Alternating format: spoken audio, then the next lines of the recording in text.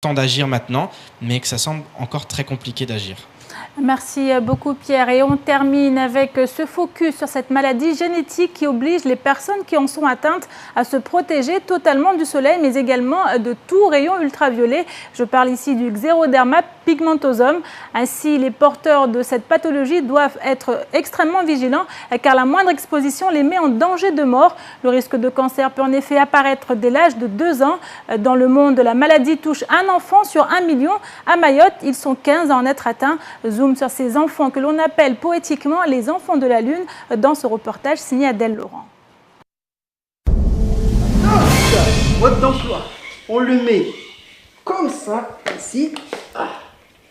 Comme ça, nous pouvons nous promener dans la journée à durée limitée, avec ça, sans crainte ni rien, bien sûr, à condition qu'on a mis des gants et une protection de la tête aux pieds. Et puis la crème solaire aussi.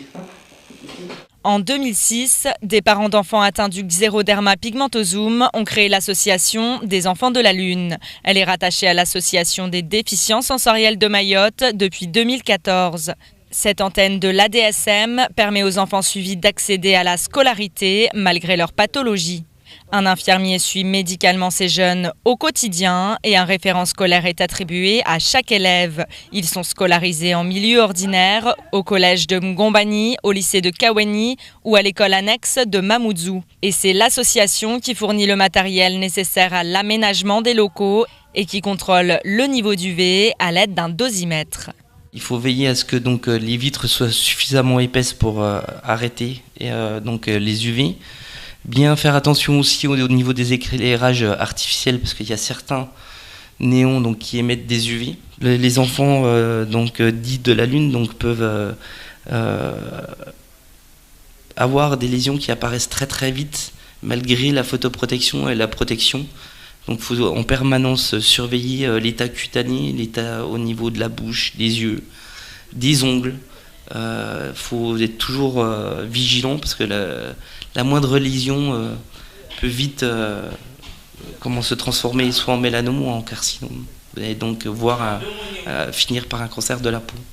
Donc il faut toujours être vigilant, très vigilant. Une vigilance de tous les instants, le suivi médical est donc primordial. ORL, ophtalmologue, dentiste, pédiatre, l'infirmier de l'association engagé en février dernier est en lien constant avec le CHM et avec le service des maladies génétiques rares. L'association intervient également auprès des familles en leur promulguant une éducation thérapeutique. Des sensibilisations sont aussi organisées au niveau scolaire, comme nous l'explique Agnès Ramdé. Quand un enfant est accueilli dans une classe, un enfant de la Lune est accueilli dans une classe, nous intervenons pour une sensibilisation auprès des camarades, auprès des enseignants et également les camarades en général, que ce soit dans la classe ou les camarades des autres classes.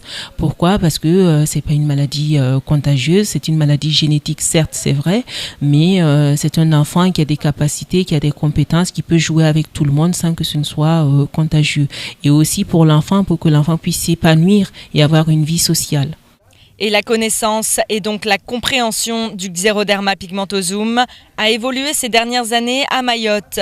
Moussa Youssouf, un jeune suivi par l'association qui vient de passer son baccalauréat, nous en dit plus. L'enfance, ça a été très très compliqué. À la base, l'association n'existait pas.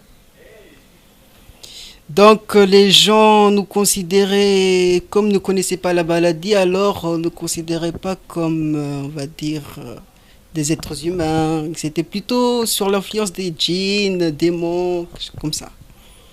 Mais après, les choses ont évolué. L'association a ouvert ses portes en 2006. On a fait plusieurs sorties, plusieurs reportages. Et là, on a été connus.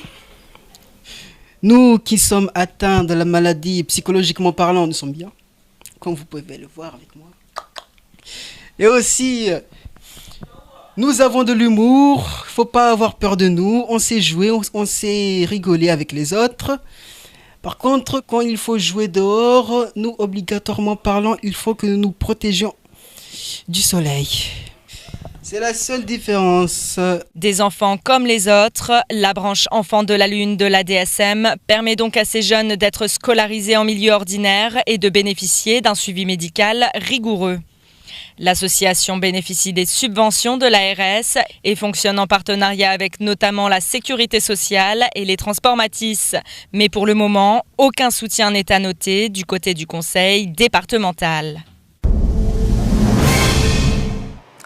C'est ici que s'achève cette édition. Merci à vous de l'avoir suivi. Une édition à retrouver en rediffusion sur OM5, également disponible en replay sur notre site l'infocoesie.fr, sur YouTube et sur notre page Facebook.